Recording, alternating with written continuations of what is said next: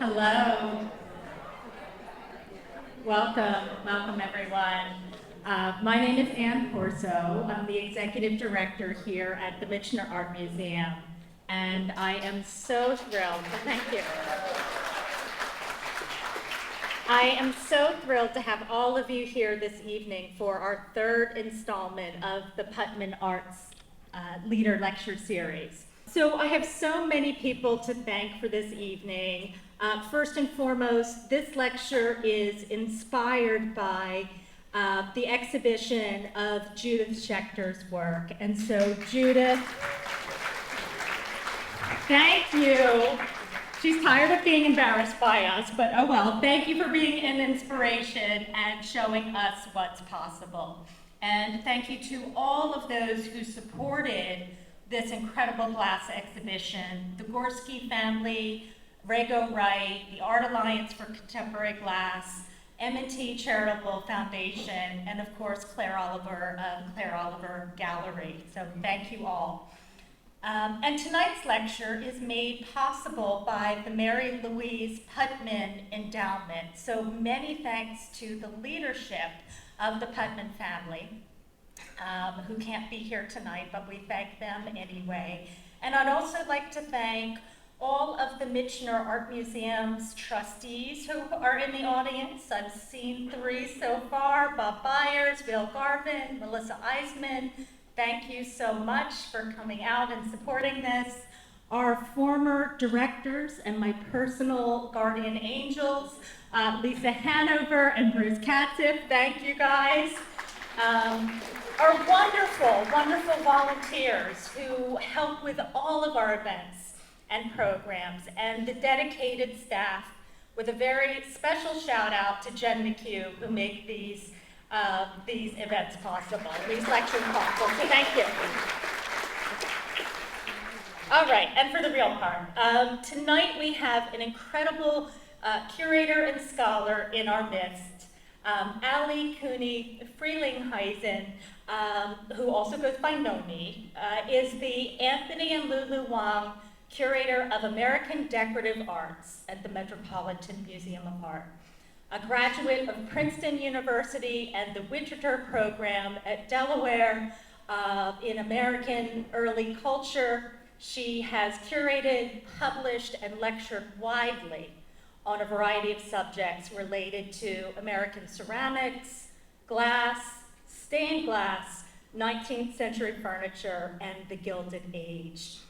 Her scholarship has centered on the many aspects of the work of Louis Comfort Tiffany, including Louis Comfort Tiffany and Laurelton Hall, an artist country estate, and she has been awarded the Clarice Smith Distinguished Scholar Lecture for the Smithsonian American Art Museum and the Frederic E. Church Award for contributions in American culture. She also serves on the boards of the Morse Foundation, the Shelburne Museum, the Editorial Board of Ceramics in America, and is an emeritus board member of the Princeton Art Museum, the Princeton University Art Museum Council. So please give a warm welcome to Noni as she tells the story of the Tiffany Garden Landscape window that was recently installed at the Met and the women behind its creation. Thank you very much. I need some water because I'm afraid to spill it. That's great.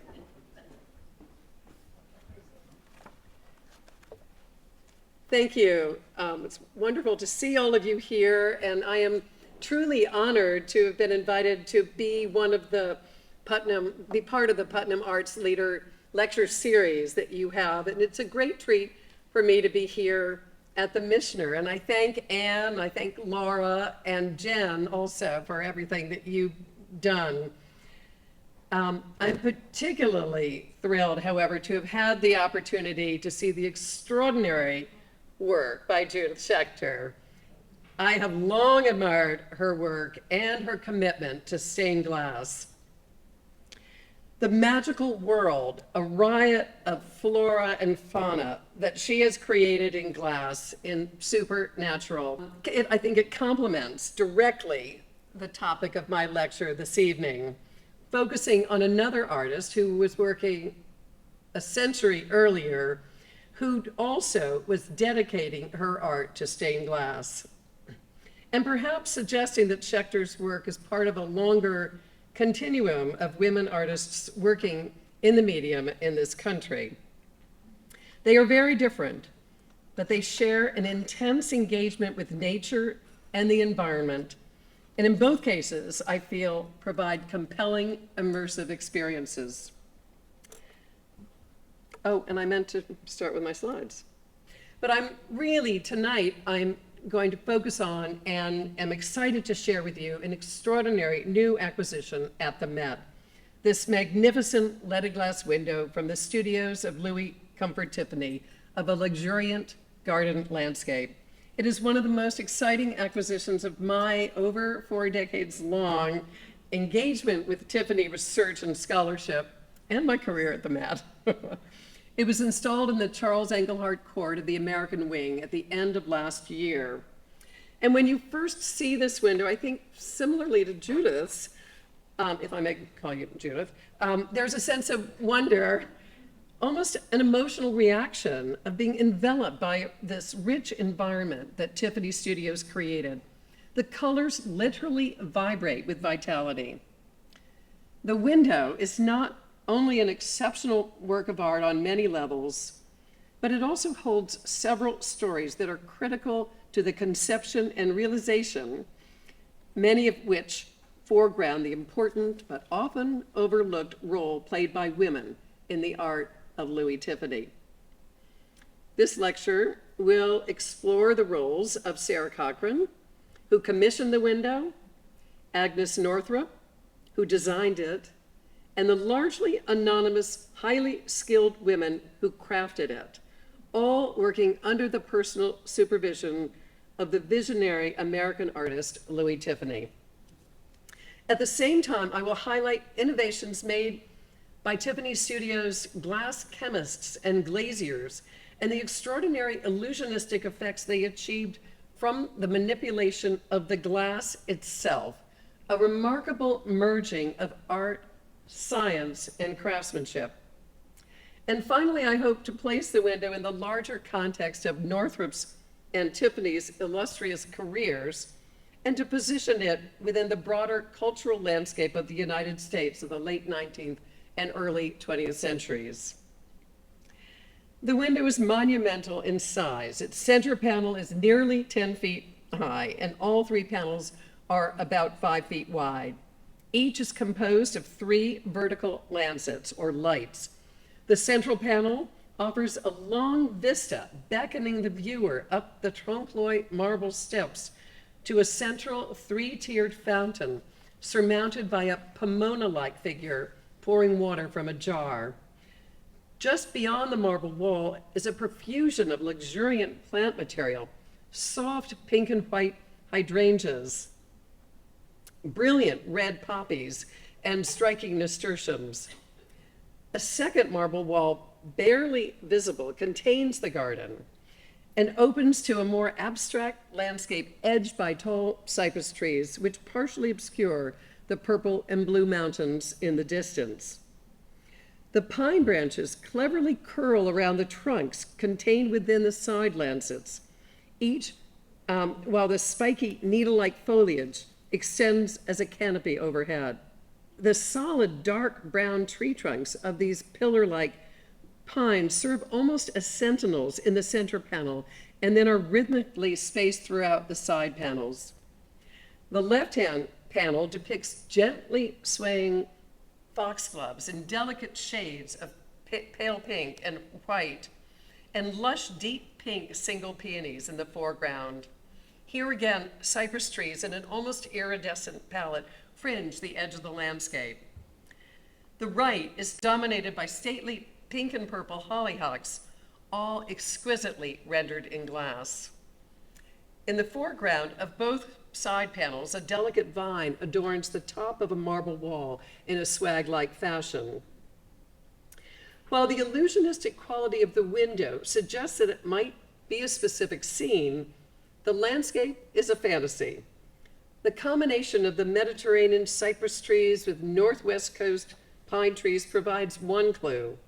Moreover, pink and blue hydrangeas would rarely be found together because one requires alkaline soil, the other acid, to achieve their different colors. And as in a 17th century Dutch floral still life, Tiffany and Northrop have conflated the periods of bloom from spring and summer merge together almost to early fall in a single moment, here in virtual bloom altogether. But perhaps first a little background on Louis Tiffany.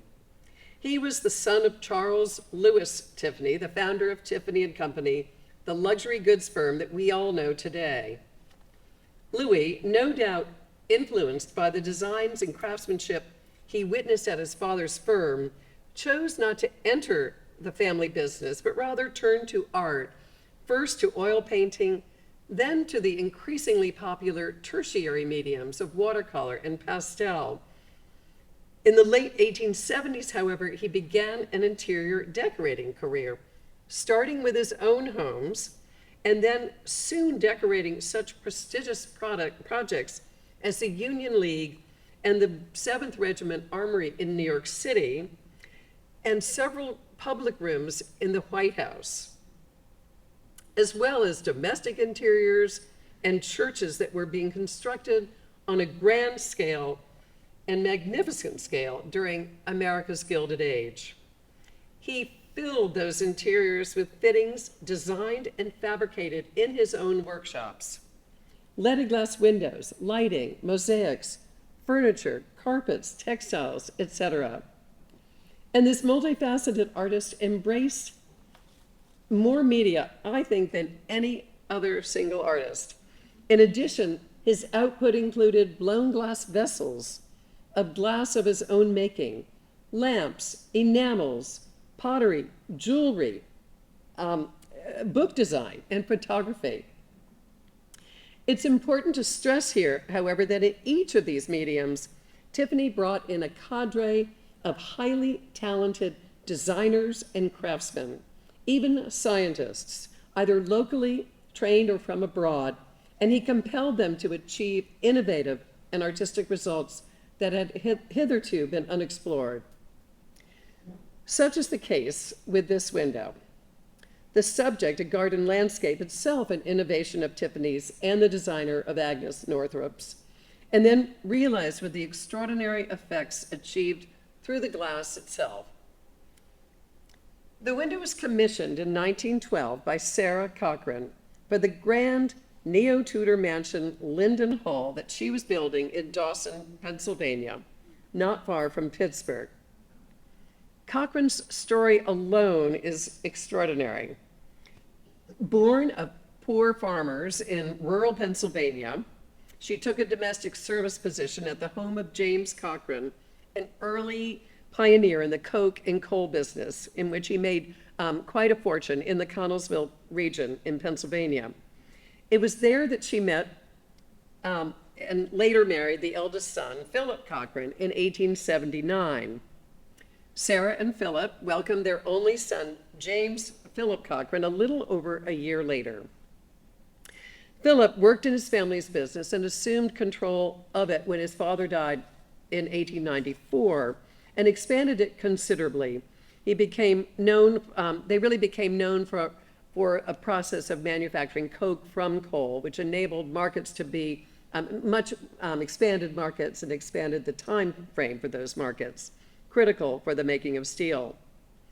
Sarah Cochran, his wife, came of age in the late 19th and early 20th centuries, at the beginning of the modern era, the period of the emerging new woman.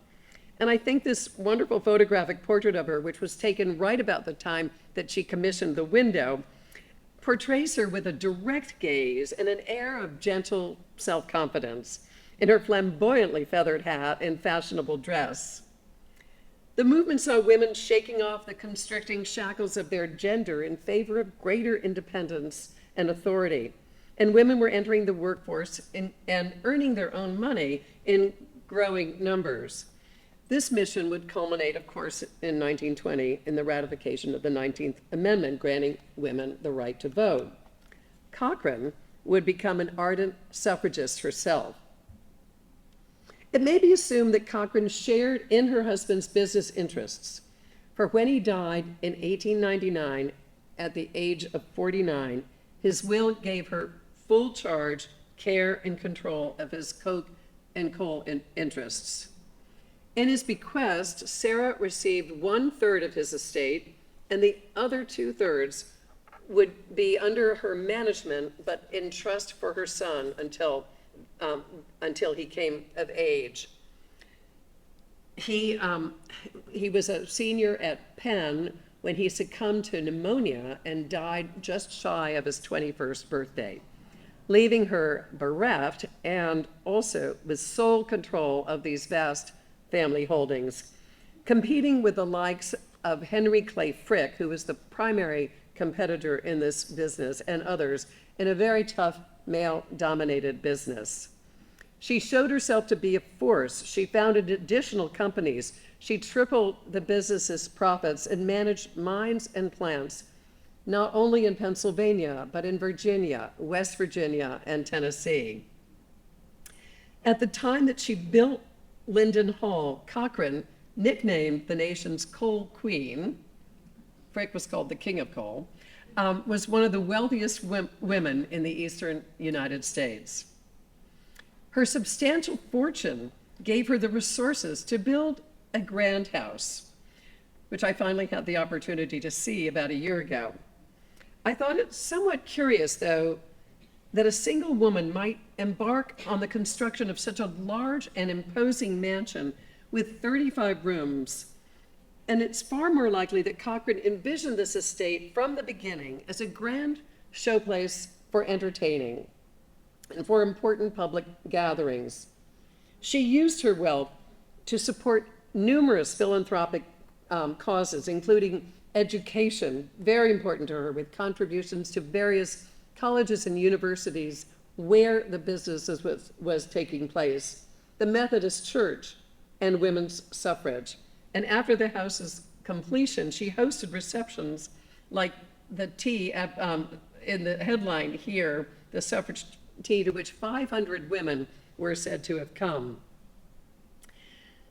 Today, the house is owned by the United Steelworkers of America, perhaps a fitting closing that circle, who purchased the place in the estate in 1976. 25 years later, they sold those windows to a private collector. For her large stained glass window, Cochrane commissioned a prominent local Pittsburgh studio, and it seems that there may have been a competition to which the different studios were asked to furnish different designs, suggested designs, because I recently came across this interesting published rendering submitted by the Rudy Brothers of Pittsburgh to the 1913 exhibition of the Pittsburgh Architectural Club. It was captioned, quote, "Competitive design for stained glass window, residence of Mrs. Sarah B. Cochrane, Dawson, Pennsylvania." And you can see it's in a very similar format to the central panel of the window and to the original drawing of the central panel by Agnes Northrop, seen here, which is in the Met's own collection. The same profile, the same sort of spacing of the three lights, but the two could not be more different. The Rudy Brothers is a very elaborate kind of Renaissance style ornament, which is frankly more in keeping with the overall aesthetic of the house itself, in contrast to Northrop's garden landscape. In fact, Rudy Brothers, and I just show you not very good slides, but these are some of the Rudy Brothers windows that were provided throughout the rest of the part of the house, except for Northrop's, which was on the grand stair landing of the large reception room, the main room of the house. But Cochrane was clearly taken with the more aesthetically anomalous landscape window design by Northrop. Northrop's signed watercolor design drawing, and you see her signature at the bottom right, documents this window, and that's really important because there are many, many windows today that are attributed to Northrop, but this is literally one of, now I think I have a count of about 20 windows that can be indisputably ascribed to Northrop's design during her very, very long and productive career at Tiffany's Studios. She was one of the most unsung stained glass designers of the late 19th and early 20th centuries, and one of numerous women who played critical roles in Tiffany's art in many media. I've been something of a crusader for Northrop and her work, and my research has taken me from a small community church in Flushing to the libraries at the New York Botanical Garden in the Bronx, and immeasurably aided by the discovery of a memoir that she hand wrote very late in her life. My interest in her, however, stems from my work on the museum's extensive holdings of design drawings from Tiffany Studios. And this, I just give you a little plug, this is actually going to be the subject of an exhibition I'm currently working on, which will take place in the fall of 2026. The collection includes 3 drawings that bear Northrop's signature. Well, there are a number of nature studies that are signed by Northrop. These are the only window designs bearing her name. But the subjects are telling. One is a floral border for a window, another our garden landscape, and the third a pure landscape. The earliest of the drawings is for an allegorical Four Seasons window made for the Long Island mansion, now destroyed, of the industrialist Walter Jennings and his wife Jean Brown Jennings. Jennings was a founder of Standard Oil, located in Cold Spring Harbor, just across the bay, literally, from Tiffany's own country estate, Laurelton Hall. The drawing documents an important and unusual collaboration between Northrop and her mentor and supervisor, Tiffany. The central image depicts figural allegories of the 4 seasons, spring and summer above fall and winter. And it's signed at the bottom, Lulu C. Tiffany. The border is signed on the left-hand panel, A.F. Northrop. 2 signatures on the same drawing. The 4 Seasons panels survive, but regrettably the border panels do not. Northrop's border comprises 12 individual floral panels, perhaps as much favored allegories of, or referencing in their number the months of the year. And because Tiffany consistently sort of looking at these sort of temporal ideas in his work, each of these depicts a different flower, no doubt alluding to Mrs. Jennings' serious interest in horticulture, but at the same time illustrating some of Northrop's and Tiffany's favored motifs. The 2 center panels, side panels, one with the hourglass and the other with a sickle, also allude to the passage of time.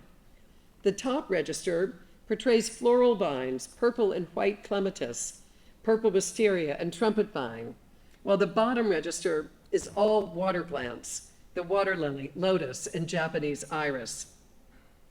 And 2 side panels depict vases of flowers, one of peonies and the other of poppies, all plant material well utilized by Tiffany in a variety of media.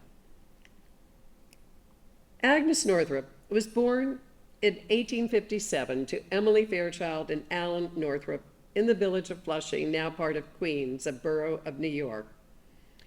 Her maternal grandfather, Ezra Fairchild, was a well-known educator, and he founded the Fairchild Institute, also known as the Flushing Institute, in 1841.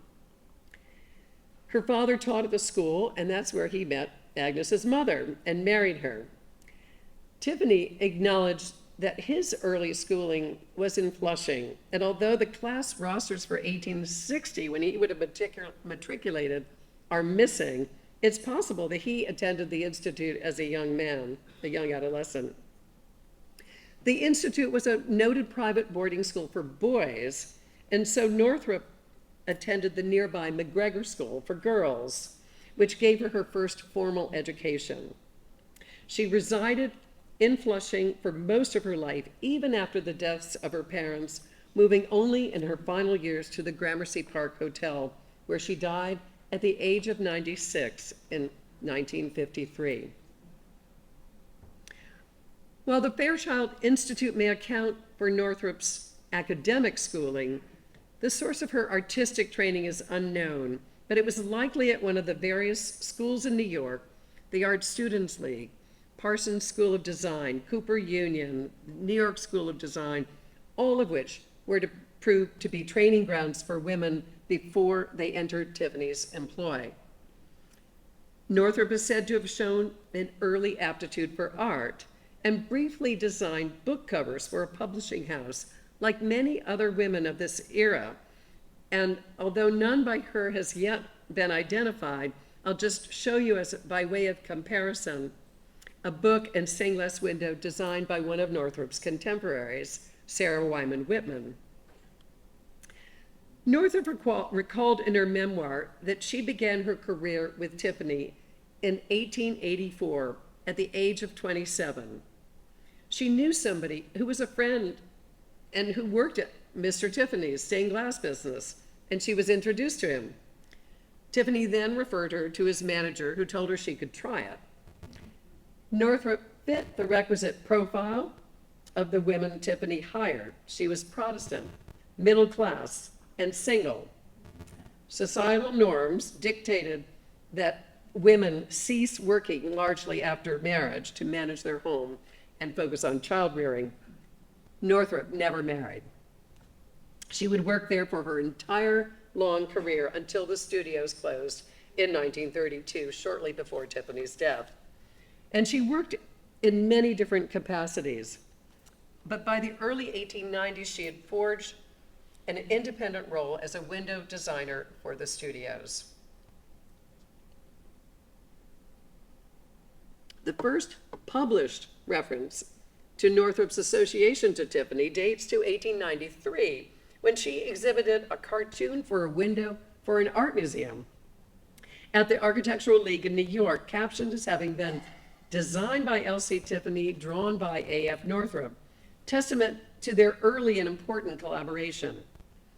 Although the cartoon is not known to survive, it may have been a window in the Henry Field Memorial Art Gallery that Tiffany designed for the Art Institute of Chicago in 1893, one of only two known Tiffany Studios Art Museum commissions.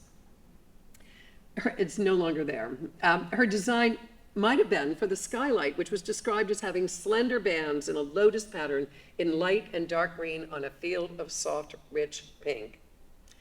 1893 was an important year for both Tiffany and Northrop. It was the year of the World's Columbian Exposition in Chicago, intended to be the largest in the history of international exhibitions. And it was significant also for its inclusion of the Women's Building, a kind of mini museum that would illustrate the progress that women had made since the country's founding. It presented applied arts of all kinds: decorative painting, wood carving, pottery, jewelry, several categories of textiles, book design, and stained glass. The women artists who worked at Tiffany Glass and Decorating, as the firm was called at the time, may have had a bit of an edge, for Candace Wheeler, the mastermind of the building, had been a partner with Tiffany briefly. Northrop contributed this design for an elaborate rose window. Tiffany himself put on an extensive display at the Chicago Fair to great acclaim, and the landmark exhibition was pivotal in introducing Tiffany's art to the international public and to future clients, many of whom were in Chicago. It included an entire chapel, complete with mosaic reredos, glass mosaic columns, baptismal font, and leaded glass windows. Northrop may likely have designed the Field of Lilies, as you see here behind the columns. It was said that she had a natural, published in that year in one of the art periodicals of the day. It said that she had a natural talent for flowers and all conventionalized designs, and she has wisely made these her specialties. Northrop did not work with the other women in Tiffany's employ, nor in the studio with the other male designers of windows. At least by the early 1890s, she had a studio of her own. It was reached by walking through what was described as a labyrinthine hall to a small room with a few flower studies in color and great sheets of manila paper tacked to the walls. Here you see one of Northrop's nature studies, a branch of execorta or pearl bush. And I feel that this wonderful, wonderful drawing, it shows her complete understanding of the specimen, seen growing in nature on the branch with its berries in bud, then a close study of a single blossom. Tiffany, of course, renowned for the extraordinary innovations he brought about in developing a completely new kind of stained glass called opalescent, and his luminous interpretations of nature in many media, by the late 1890s began producing a new religious window type for churches, landscapes and gardens that took nature as their subject, absent of traditional religious iconography. It's likely that Tiffany's early artistic mentor, American tonalist painter, landscape painter George Inness, may have provided a critical influence in directing Tiffany to landscape compositions.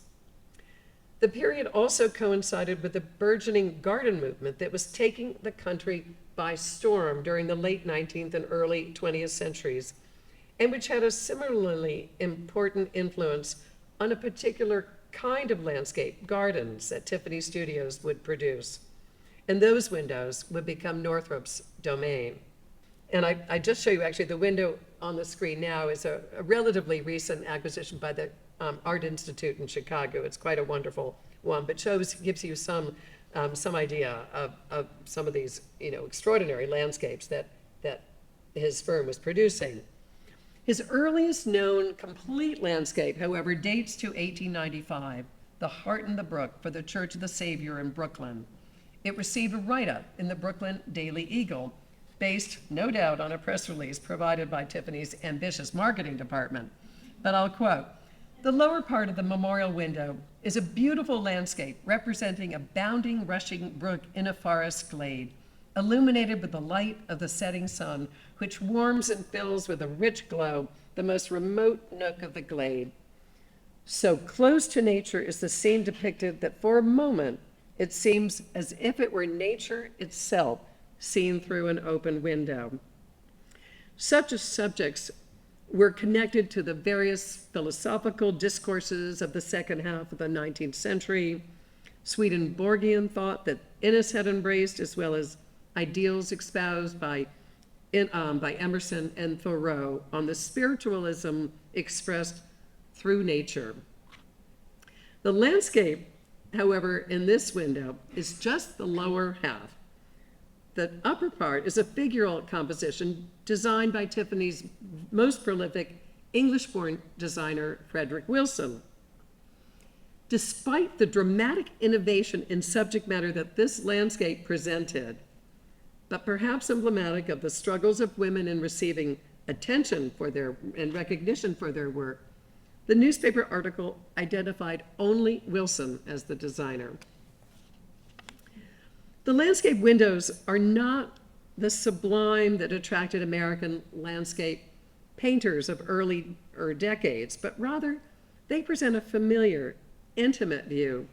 And clearly Northrop's local surroundings served as inspiration, demonstrated by a luminous photograph that she took of her local Casina Brook, part of Casina Park in Flushing, which captures the scene of a meandering, rock-strewn brook surrounded by trees.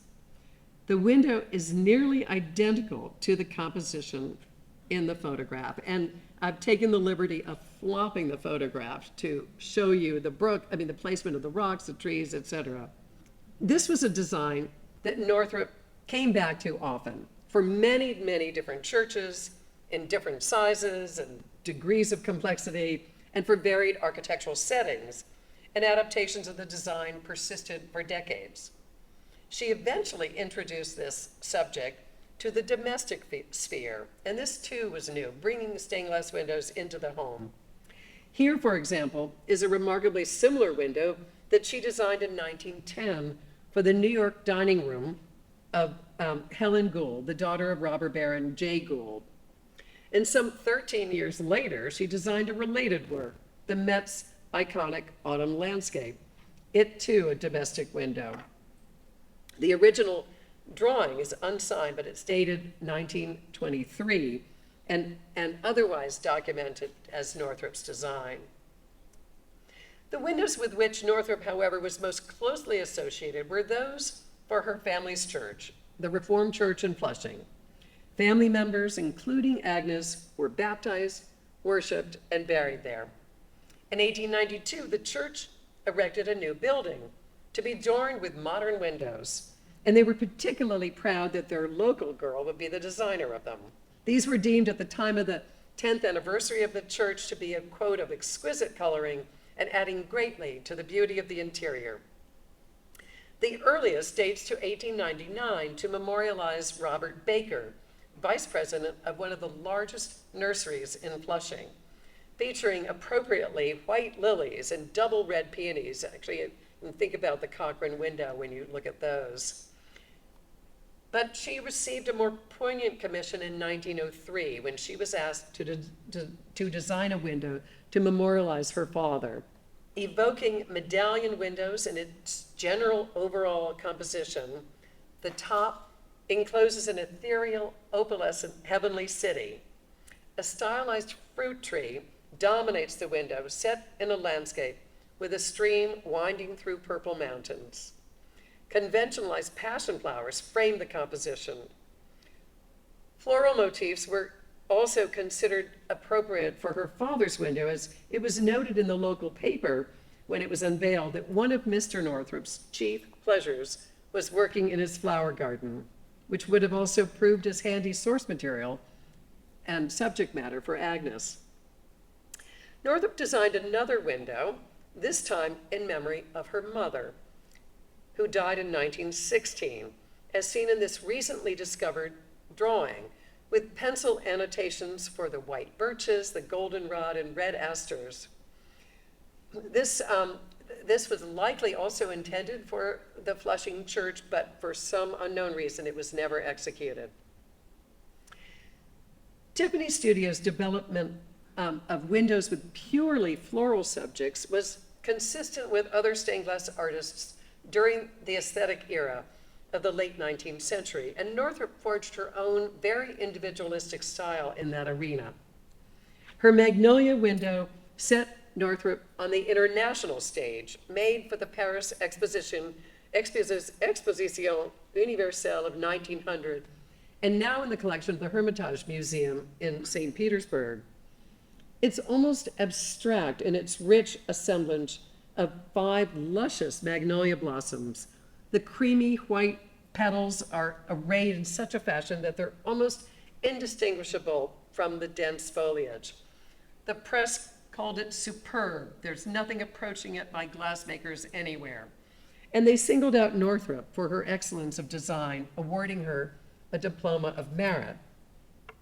One can only speculate whether Tiffany would have credited the window to her of his own volition, but the Paris Fair stipulated that all entrants must supply their designers' names.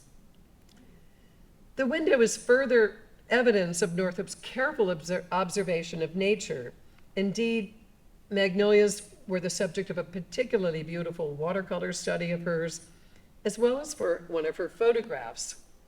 And the relatively large number of her photographs that survive is testament not only to Northrop's intense interest in nature, but also to her and Tiffany's interest in photography. Her use of the camera prompted her co-worker, Clara Driscoll, to write on June 15, 1898 that, quote, Miss Northrop has a $60 camera and has taken some beautiful photographs of dogwood, ferns, and other plants that are so fine. They are of great value to her, The only trouble is that the expense is only begun when the camera is bought. Each photograph cost something. You remember those days? This prompted Tiffany to limit his staff, telling them to photograph only what he selected. But he said he could do nothing with Miss Northrup, who took a picture regardless of anything he said. It's worth stepping back, I think, to understand a little bit about the process and the extraordinary collaboration of talent that was involved in making a stained glass window. And this is, again, very different from Judith, who was a single artist working, doing it all herself, from design to finished product, quite different than a window like our garden landscape. It started with a small watercolor rendering. The transparency of the watercolor washes on paper was so well suited to evoking Tiffany's colored glass with light coming through it. The small sketch was then enlarged to a full-size cartoon, which would then be made with heavy outlines to indicate the leading. And then it would be cut with a double-bladed scissors or knife, and then each individual piece was then pasted on an easel in front of a window in the studios. From there, it was turned over to the women selectors and cutters known as the Tiffany Girls. Their manager was Clara Driscoll, also known as a designer of landscape, floral lampshades.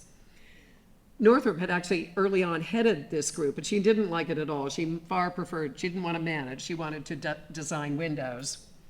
But these women were responsible for a critical phase in the production of windows, the selection of each individual piece of glass, and then cutting them into sometimes intricate and often difficult shapes.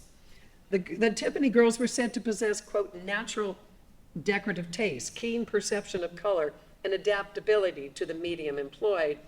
And Northrop was hugely dependent on them for the realization of her designs. Now, a very recently discovered published interview with one of them, Tiffany selector named Minnie Henderson, suggests that one woman might have been either the sole selector or the lead selector for each individual window. I've always sort of wondered about our window because it's so big and how many women were selecting these windows. I now actually think maybe Minnie was there at the forefront of this. And I think that helped to assure an artistic unity throughout the entire window. The extraordinary selection of glass for this window suggests that Northrop was likely involved in this process as well. From a storehouse of glass of myriad hues and textures, the women carefully selected the glass. They had to figure out the right shade of glass, the right color, and you just look at the just one of those foxglove petals. It has to shade from light pink to dark pink to give it volume. The striations have to be in a certain direction. And then after they've done that, then they bring the template down and they score it with a wheel or a diamond point, and they pincer it into the proper shape, and then and multiply this times every single piece of glass in this window. I've estimated that there are over 10,000 individual pieces of glass in this one window alone. Northrop, in her windows, exploited the varied textures, the lush colors and light effects that were made possible only by her employer's special opalescent glass, and to an extent, honestly, never seen before in some of the range of new types of glass, some very experimental here, producing this incredibly vivid naturalistic effect of trees, of blossoms, and skies at dawn and dusk. Not only was the glass very colored, with two or more hues melded together in its molten state, but there were many innovative techniques utilized in the window, and strictly without the use of paint. There's no paint in this window. Mottled glass, you can see here in the background here, at the time called spotted glass, what was called foliage glass, or what we call confetti glass, where little tiny bits of blown glass, shattered blown glass, are embedded into the molten glass. Dichroic glass, glass that changes color with different lighting. Flash glass and acid etched glass, and I'm really interested in the flash glass that you've been working with. I'm kind of interested in learning a little bit more how, I mean, it's used to a much greater extent in Tiffany's windows than anybody actually seems to talk about. And plated glass, glass where one or more layers are literally joined together to give it a different kind of coloration, or to have light filtering through. Sometimes with 2 layers, 3 layers, sometimes as many as 5 different layers in this particular window. And then lastly, I show you this one because this is unique so far in a Tiffany window. The use of marinis, which are these little, if you think of a paperweight, these sliced millefiori canes that are in a flower pattern that are sliced and actually embedded into the glass itself. Technique he used in his blown glass vessels, but not in any other stained glass window.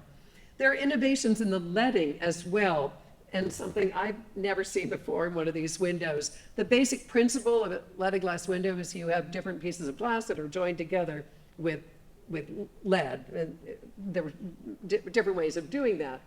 But here, to convey the naturalistic quality of these rivulets of water coming from the fountain, there's no lead holding that. It's very heavily plated. There are about 4 different layers. There's one on the front, one on the back, and 2 layers in between. And a slice, it's literally been sliced, and a sliver of textured glass has been inserted in there to give you that, that incredible verisimilitude. The Cochrane window, the garden landscape dating to 1912, was made during one of the most productive times of Northrop's career. Windows on a large scale and with an artistry and complexity that was not, or perhaps could not, be maintained. The period coincided with the blossoming of the garden movement, which it's been argued had an impact on American Impressionist painters. And Tiffany and Northrop, I feel, shared a zeitgeist with American Impressionist painters in not just subject matter, but their interests in color and light. These artists painted the colorful, intimate, pleasing, domestic scaled gardens, which found great favor among the American public. And I just show you Child Hassam's depiction of Celia Thaxter's garden on the Isle of Shoals, and a detail of the Cochrane window. This was a moment when women were beginning to enter the profession of landscape and garden design. This interest in gardens was fueled by the proliferation of gardening books and articles, many of which were written by women, providing practical advice and illustrated discussions of garden design and plants. Often, you can notice here the hollyhock, the motifs of hollyhocks and foxglove in these covers. Garden clubs and societies were sprouting up nationwide at this time and culminated in the founding of the Garden Club of America in 1913, the year Cochrane moved into Linden Hall. The noted landscape designer Beatrix Farron made the connection between gardens and stained glass in an essay for Scribner's magazine.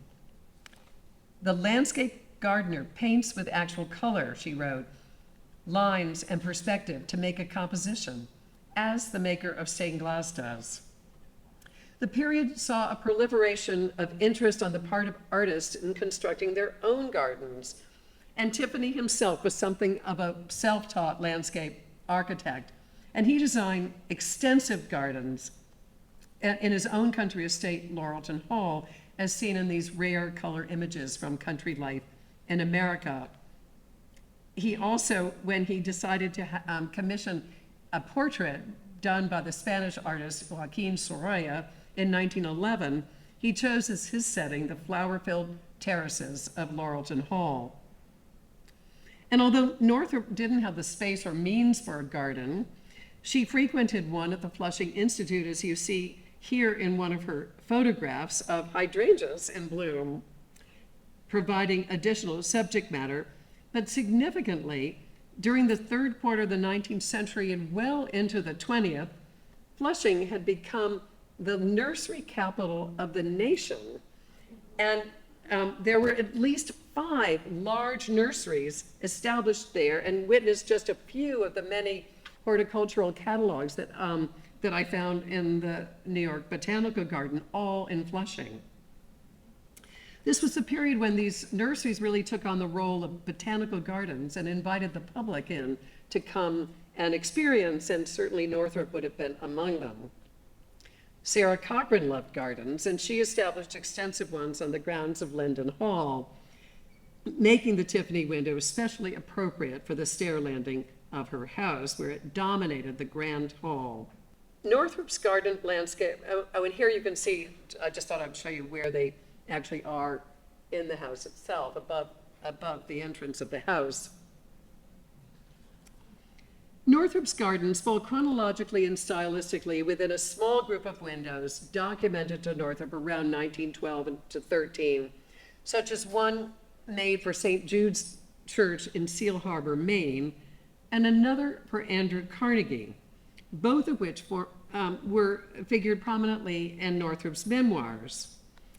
In early October 1912, Tiffany Studios placed the garden landscape window on view for the public in their Manhattan showrooms prior to shipping it to Pennsylvania, as was their custom with some of their most important windows. And a contemporary newspaper account described it as a veritable paradise of flowers. It is most probable that Andrew Carnegie saw it when he visited the Manhattan showrooms that month to discuss a commission for a window for the Romanesque Abbey in Dunfermline, Scotland, to memorialize his parents and siblings. I recently found a newspaper quoting Carnegie during that visit saying, quote, "Almost the first thing I saw was a landscape window for a private house. He was said to be, quote, wildly enthusiastic about it, exclaiming, 'That's exactly what I want.'" And as you can see, the finished window that he commissioned has a remarkable affinity to Cochran's. Strikingly similar are those tall, rigid pine trees, the theme of the window, the canopy of the greenery at the top. But here, in a nod to Carnegie's homeland, replace the floral motifs with rhododendrons and purple heather-covered mountains.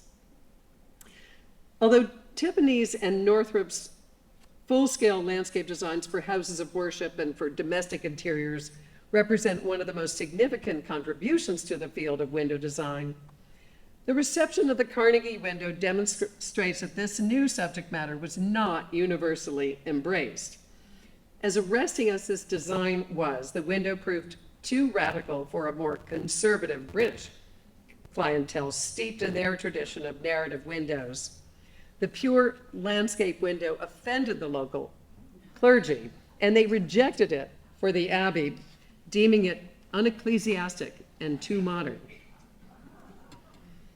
Happily, it's now finally, after many decades, installed in the new Abbey. Today, Northrop's garden landscape exemplifies the critical role played by women in Tiffany's art, highlights the importance of collaboration in the making of such a work of art, and expresses an illusionistic masterpiece that connects the worlds of landscape and gardens with painting and stained glass. Like Judith's visions of light and color. Thank you very much.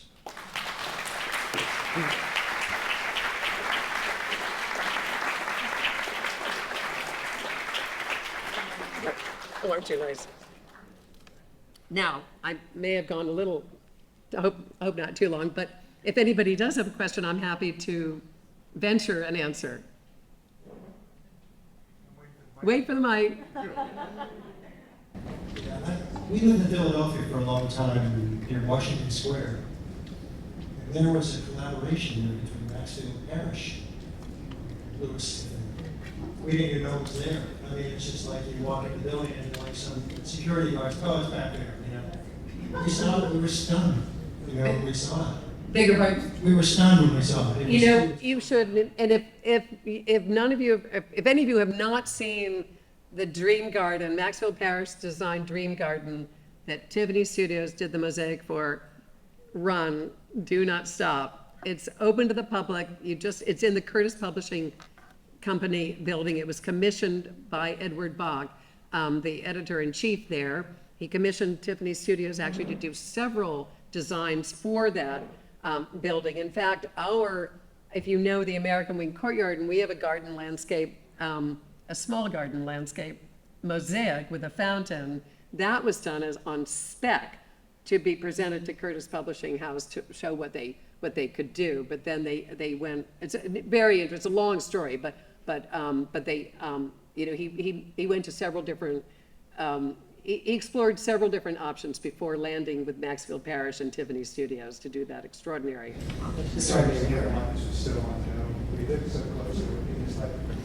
Well, there was a while there that it was highly publicized when it was threatened to leave Philadelphia. So we're very happy that it's there. I was going to ask you about a likely apocryphal story that I have heard in various glass studios. And the story is that one of the things that Tiffany would do is that on a weekly basis, he would have everyone leave the glass studio, leave the furnaces, and he would throw something into the glass. And the story, of course, is that he was throwing gold coins into the glass. Have you heard this story? Is there any truth to it? I have not heard that story. Gold can be introduced into a glass formula for, and it was used for making certain colors of glass, red glass in particular. So I highly doubt that Tiffany was doing that. Tiffany was very, very committed. He had a huge business to run, as you can imagine. But he was incredibly involved in it. He really maintained his artistic vision throughout. Whether it was weekly, he went through to the blown glass studios. He was very frequently in the windows. Virtually every design drawing of the 350 that we have in the collection is approved with his signature on it. So he was maintaining his artistic entity, but he would usually go dressed in a suit and with his cane, and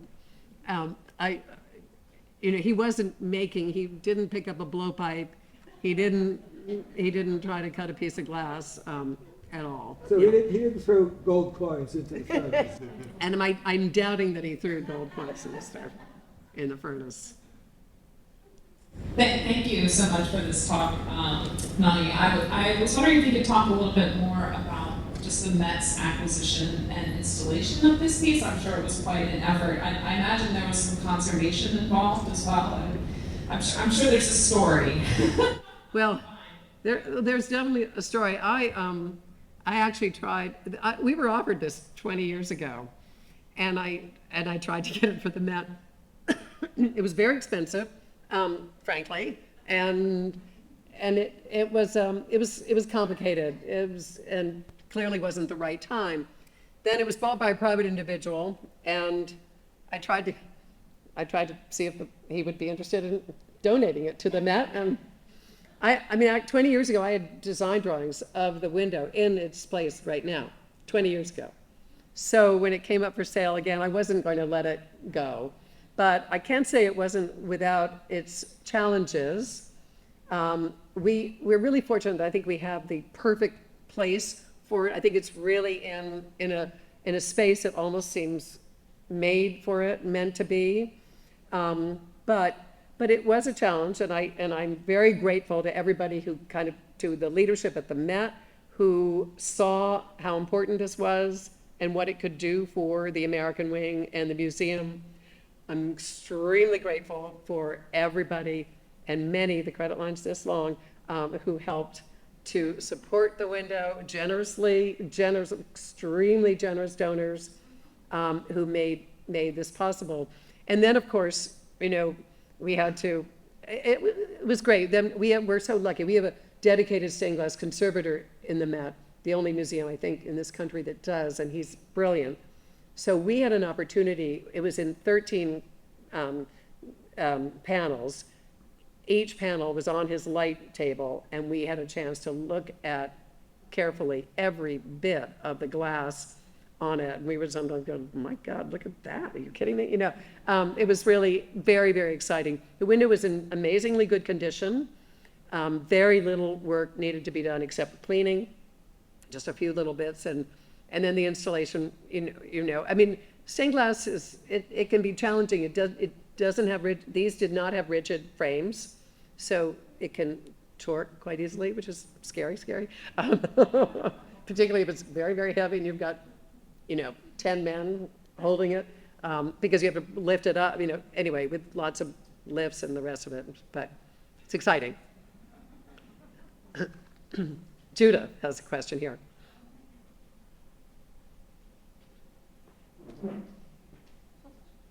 I'm not sure I'm going to be able to answer it. Agnes Northrop have known John Lafarge? Beg your pardon? Would Agnes Northrop have known John Lafarge? You know, that's a very good question. Judith is asking whether Northrop might have known the other kind of Tiffany's primary competitor, John Lafarge, who did some incredible floral windows as well. We know very little. I contend that she was working there for so long. She was there in New York. All of these women who were coming in, they were all of these different art students. It was a very small world. Lafarge's work was right next door to, you know, I mean, would be in churches right next door to where Tiffany's work was. I think it would be almost impossible for her not to have known his work. And it was published too. You know, it was in the same periodicals that were promoting Tiffany's work. So I think she was, you know, we have this kind of image, or I think some of us have had this image. They're kind of in these like isolated studios, not exposed to anything else around them. I think they knew what was going on. I mean, Tiffany and Lafarge didn't like each other. and they didn't like each other. They were, you know, I mean, they needed each other to make this incredible stained glass revolution in the development of opalescent glass. They were each critical for that.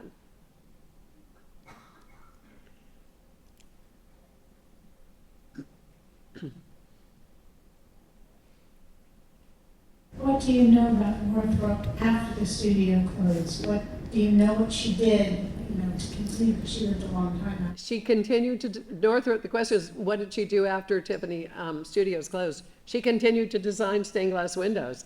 She worked for the successor firm. There was a successor firm called Westminster Studios, which took over some of the unfinished commissions and continued to do work, you know, their own commissions.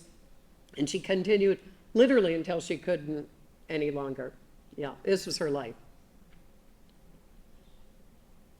Do you have a plan to break all this information you shared with us is just amazing. I never thought of Tiffany's being all those women. I love you. Yes, I do actually have a plan. I have actually submitted a manuscript for one of the for a museum bulletin, which will be devoted to this window. Yeah, so that'll come out in February. Great. Well, thank you all very much.